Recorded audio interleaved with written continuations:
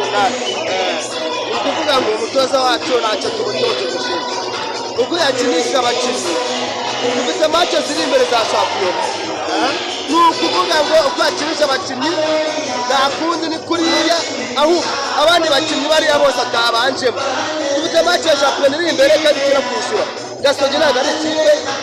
twabonye rikankanye cyane kuba twamaramo abakinnyi bacu ni ukuvuga ngo rero nitwitege muri are muri rotu nitwitege nibone bigenze kuriya twabonye match ko zagenze twabonye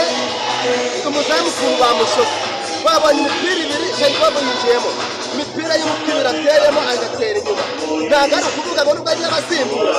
ubutazabanza ariko umutoza wacu ukomeje nakoza tumushina ko ntabwo turatsindwa muri shampiyona ikipe ya kabiri kirusha amanota 6 tubikirarane